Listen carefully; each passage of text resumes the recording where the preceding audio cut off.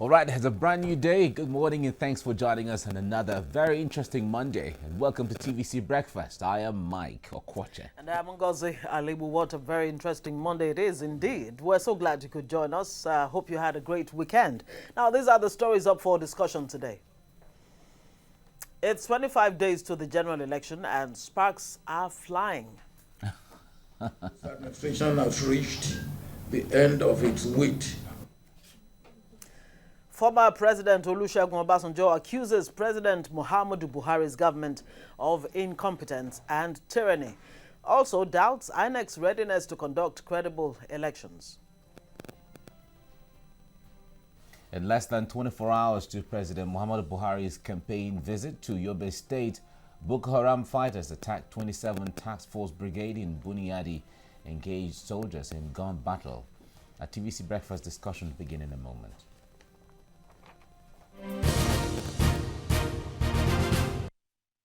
All right, it's a season of letters and counter letters. Of course. If you like. It's not the first letter that... It's not the first, it's not the second, it's not the third. Yes, and it's looking like deja vu right now.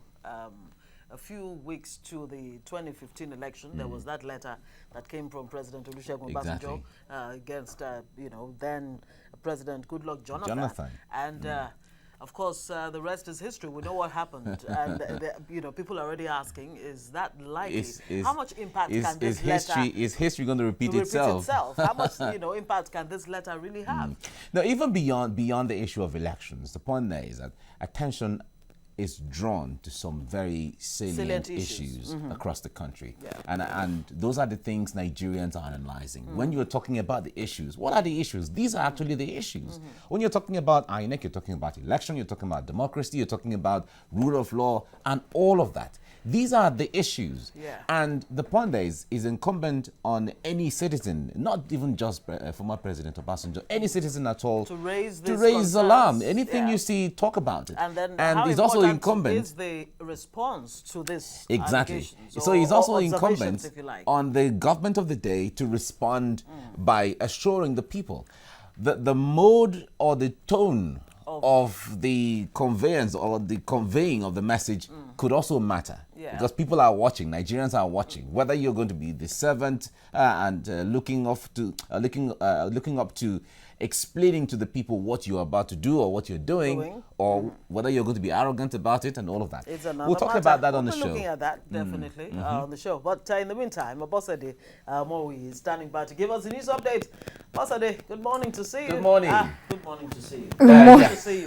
Put together. So many thoughts. Good to see you. Well, good morning, Ngozi and Mike. Good morning. Was an amazing weekend, as we discussed just before we came on air, the first rain of the year. First rain of the year. A number of people were stuck in churches. I was in traffic for 2 hours, believe me. Right. Sorry. Yeah. Well, it's good, but I just hope it doesn't affect our farmers negatively.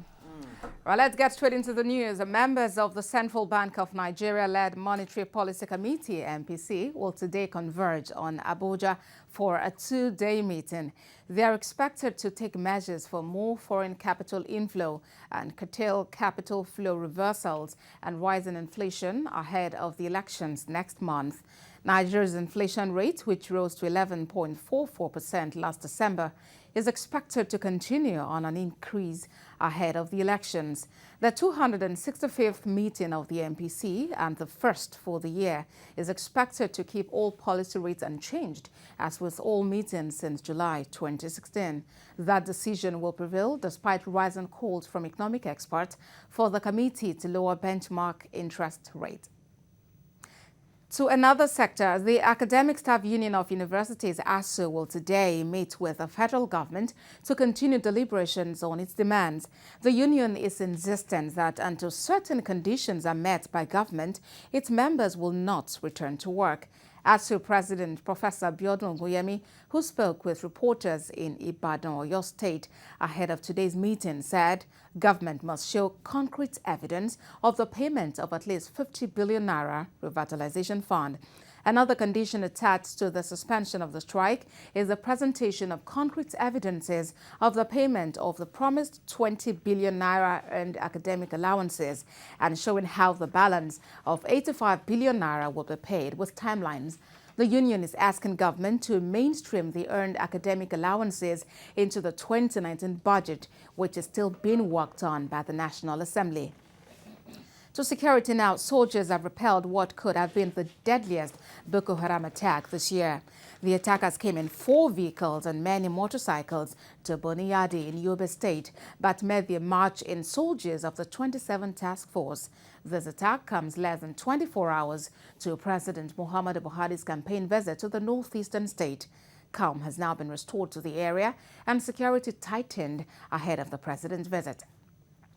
Now, a huge row broke out Sunday night over the conduct of the February the 16th presidential election. Former President Olusegun Obasanjo launched another verbal and written attack at the presidency. In a 16-page document, the former president wrote that President Muhammadu Buhari is not physically fit for his position and accused him of condoning corruption among his officials. He accused the government of nepotism and incompetence. He also doubted the neutrality of the Independent National Electoral Commission in the general poll and accused President Buhari of executing a self-succession plan like the late head of state, General Sani Abacha. In his view, Nigeria is sliding back to the Abacha era. Outside Nigeria, funerals have begun for tens of people killed in a gasoline pipeline blast in Mexico. They were among about 800 people who flocked to fill plastic containers with gasoline after fuel thieves punctured the Tula-Tuxpan pipeline a few miles from one of Mexico's main refineries on Friday. To mark the funerals, many people are posting signs with photos, names, and descriptions. The tragedy in Tiahulipan has brought renewed scrutiny of President Andres Obrador's strategy to shut down an illegal fuel distribution network that siphons off about $3 billion worth of fuel annually from state oil firm Pemex. That's it on the news at this time. We'll take a moment now, and TVC Breakfast continues in a moment.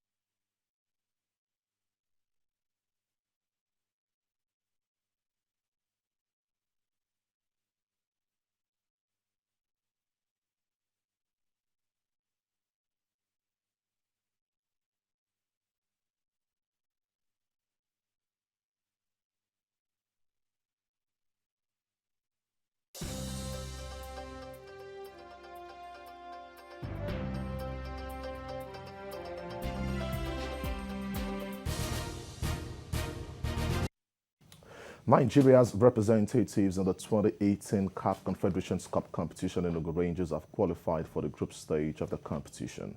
The Flying Antelopes defeated Bantu FC of Lesotho 2-1 at the second leg of the playoffs at the Nnamdi Azikiwe Stadium to advance 4-2 on aggregates. Lepopolo Fontaine gave the visitors the lead in the 13th minute, but 6 minutes later, Ajani Ibrahim equalized for the Flying Antelopes. A minute later, Godwin Aguda made it 2-1 for the home side Enugu Rangers, who will now know their opponents on Monday when the draw is conducted in Cairo, Egypt. It is the first time in 15 years that the former Nigeria Professional Football League champions will be featuring in the group stages of the competition. Manchester City East passed managerless Huddersfield Town 3-0 to move back to 4 points behind Premier League leaders Liverpool Football Club. Long-range effort from right back Danilo in the 18th minute put the citizens ahead before Raheem Sterling and Leroy Sané secured victory in the second half. It was not a vintage display by Pep Guardiola's side, but they remained in title contention. Huddersfield Town suffered their 9th defeat in 10 league games, and the result leaves the Terriers 13 points from safety. Gary Winks' ever in injury time saw Tottenham Hotspur come from behind to beat relegation-threatened Fulham at Craven Cottage. Fernando Llorente's first half on goal handed Fulham an early advantage before Dele Alli headed Spurs level 6 minutes into the second half. The game was heading for a draw when a superb cross by Nkodu was tucked in from close range by Harry Winks to give Tottenham Hotspur all 3 points and keep pace with the teams above them. Former Manchester United manager Jose Mourinho says he has turned down 3 job offers since he was sacked by the Old Trafford club, with Real Madrid thought to be one of them. Speaking in his role as a pundit during the Asian Cup, the Portuguese also said rival Premier League managers Pep Guardiola at Manchester City and Liverpool's Jurgen Klopp enjoy more support by their clubs. At United, Mourinho was left frustrated in the close season transfer window while his rivals strengthened considerably. Mourinho also cast doubt on returning to England and indicates he would take his time before taking up another coaching position. So the first Grand Slam tournament of the year, the Australian Open, came with a lot of surprises on Sunday as defending champion Roger Federer was knocked out by Greek sensation Stefanos Tsitsipas in a match pitting the oldest and youngest players left in the men's draw. The 20-year-old Tsitsipas overawed Federer 6-7, 6-7, 7-5, 7-6. Federer failed to convert any of the 12 break points it took from Tsitsipas over the course of a riveting clash, and was quick to dismiss the match as a symbol of change of guard from the older players onto the younger generation. Elsewhere, Wimbledon champion Angelique Kerber was knocked out by world number 35 Daniela Collins in another shocking result of the tournament. The world number 2 was trashed 6-love, 6-2 in the Sloane Stephens 6-7, 6-3, 6-3 to reach the quarterfinals. Stephens gave up a 4-1 advantage in the opening set to win it on a tiebreaker, but Pavlyuchev. That's the most we've got for you from the exciting world of sports. I am Ian Akiri. Up next is the weather forecast of major cities across Nigeria.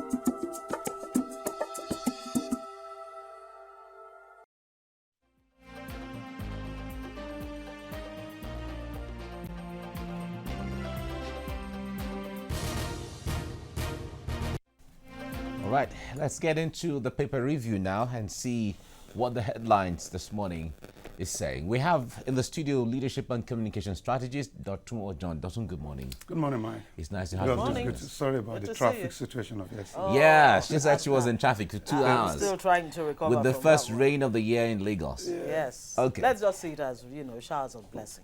Yeah, that's the Nigerian Yeah, way it's a of good doing way of things. looking at It's things. all right. Yeah. Let's begin with Daily Trust now. Obasanjo attacks Buhari, Osinbajo, INEC.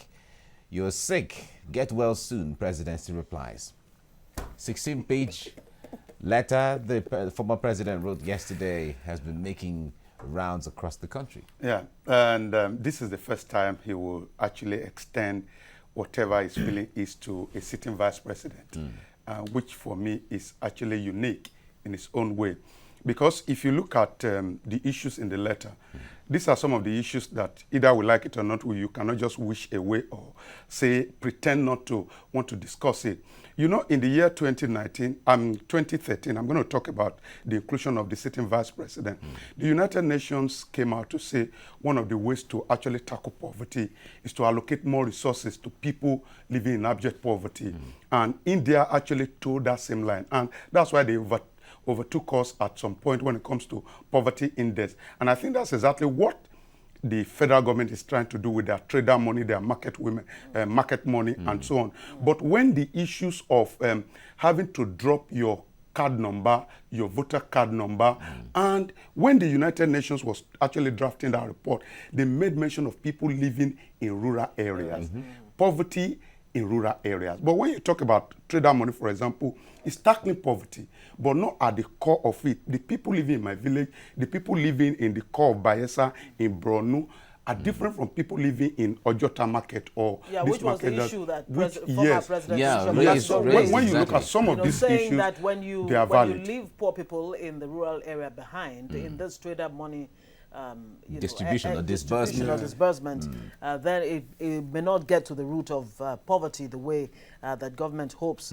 that it will. And well, even the report of the fact that PVC numbers or card numbers were collated. They are all allegations, but if it's anything to go by, then certainly anyone who reads that or sees that is going to be very skeptical about the genuineness. That's an investigation that needs to be. Of course, it's left for the. That needs to be investigated. It's left for the those who are concerned to see. The National Assembly begins budget debate this week. Okay, this may be cheery, but I wonder if that is going to conclude before they go on recess. It will not. There's no how you can start debating the budget or talking or discussing the budget within this short period of time, and you want to come up with something that will be generally acceptable. Even from our history and experiences over time, you discover that our budget will always be in the National Assembly for as long as 3, 4, 5 months in some cases. So I doubt whether the National Assembly is actually sincere to have started at this point in time, and I doubt whether they will be able to complete it before all of them run back to their elections. Okay, let's just elections. Well, pictures from the flash floods yesterday in Lagos. Strike. ASU tells government to release 50 billion naira. Okay, federal government releases 9.7 billion naira for foreign scholarships. All right, that's the Daily Trust. So the Punch now. Presidency kicks as Obasanjo says Buhari behaving like Abacha. These extreme allegations from the former president. President Buhari and his hatchet men in the coming election think that the judiciary must be primed in their favor. Hence, the Chief Justice of Nigeria, Onogan, has been harassed. That's ex-president saying that. And, of course, the presidency has been countering that letter. The claim that President Buhari has put in place rigging machinery is both outlandish and outrageous. We are unable to get the words to describe a 90-year-old liar, according to the presidency. Okay, no possibility of election postponement. INEC saying,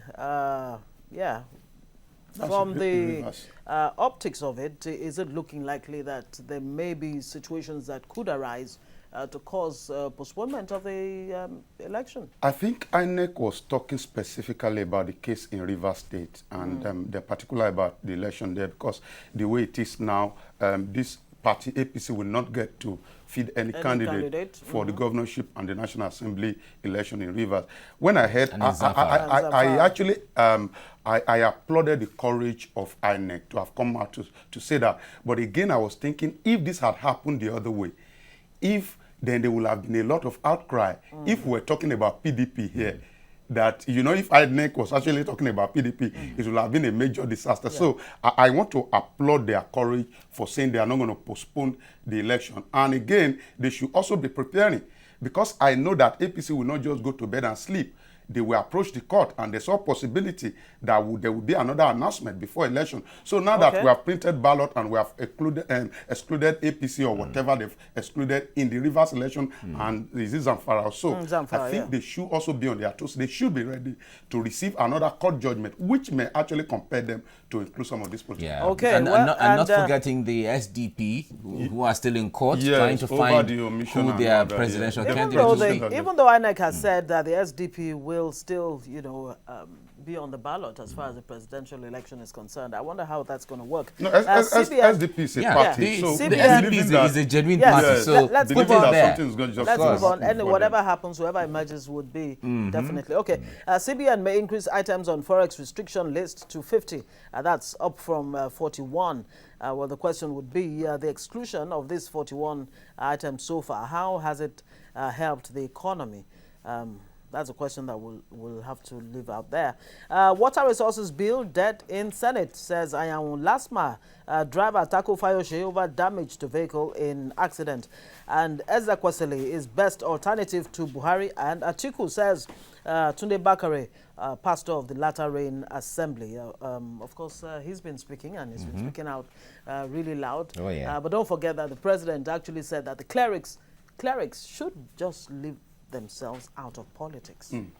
We will never especially get when to it comes point. to predicting who is going to win election. And unfortunately, some of these prophecies and predictions actually have a way of changing people's mind. There are those people who believe in their prophet and their clerics that once the cleric or the prophet says this is the way to go, they actually want to go that way. But one thing that is that what the cleric is trying to achieve? That's not what we'll have to leave it there. FG has to resume negotiations today. Of course, ASU says unless the government releases 50 billion naira, it will not go back to the classroom. 3 investors in talks with AMCOM to acquire aero contractors. And my mother's death, a big blow, says Jimo Ibrahim. Very unfortunate one really there. A sad one. The mom died in that fire outbreak. The Nation newspaper is the next one now. Buhari Obasanjo clash over election fraud alert. And with some writers here, ex-president alleges plot to rig. He's haunted by his past, says APC, and PDP claims it's vindicated. All right, we've talked about that much. Mother, 3 children charged with dad's death, and gunmen kill a man. And conditions for ending strike by ASU. And ASU is saying, well, release 50 billion naira now, and then stagger the remaining one for the other quarters. Apart from the 50 billion, there's also another 20 billion for, I think, academic areas, making it for about, lecturers, yes. Yeah, for lecturers, making it about 70 billion.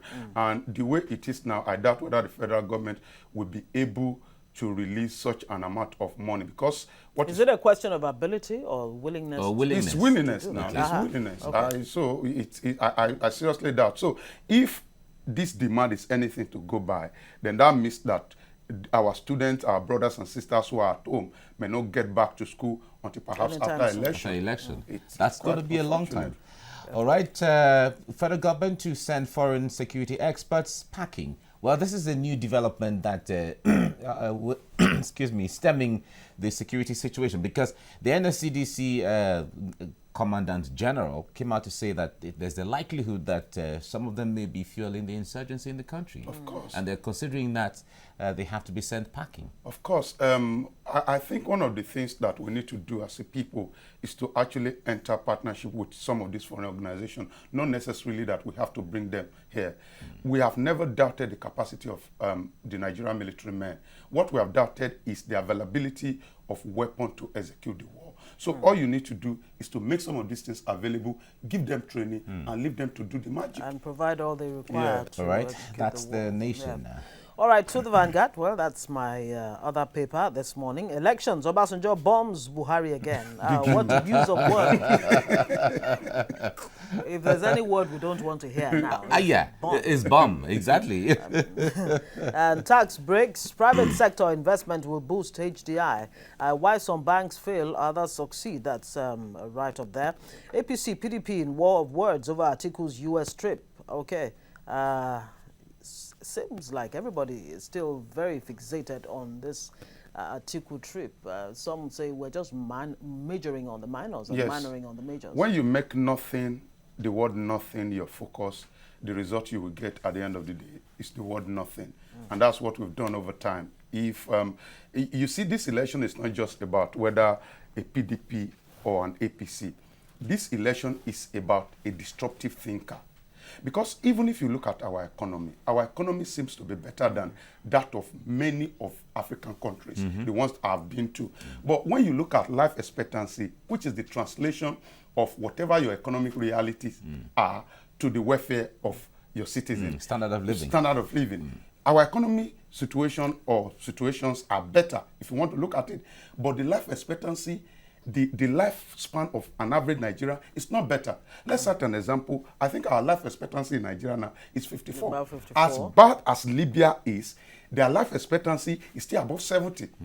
Go to Ghana here, it's above 60. So how are we translating our goodness, the natural goodness that nature has given to us, our natural resources, to the welfare of the Nigerian people? That's where the question is. And Very we need a good disruptive question. thinker. And the disruptive thinkers out there.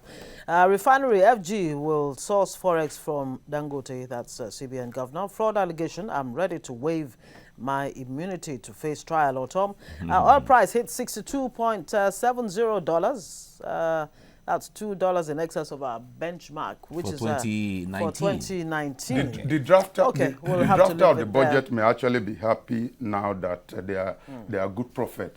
But I want to advise you with my experience and my involvement in some of this process that it is not a good reality to put our benchmark at how much is at $60. 60 naira. It is $60. better for us to have excess in the excess crude account or anything than to be running from one nation The to other to prayer, borrow the other money. prayer is for the international price of crude oil to stabilize a little above whatever benchmark is put Yes. there for the budget. All right, the New Telegraph is our last paper for today. How Buhari plans to rig elections by Obasanjo presidency, APC. You lack moral right to speak on credible polls. Well, we have talked much about this. 16-page letter written by former President Ezekwesili. I'll lift 80 million Nigerians out of poverty.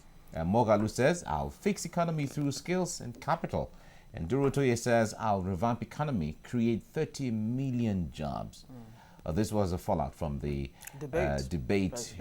presidential debate Meant to recently, be where the mother of all debates. yeah, but the APC and candidate and the PDP candidate couldn't be on the podium. You see, Mike, it's a simple contest between old order and new order. And you see, unfortunately, the new order, I think the new order has the passion for governance, but the politics they do not have.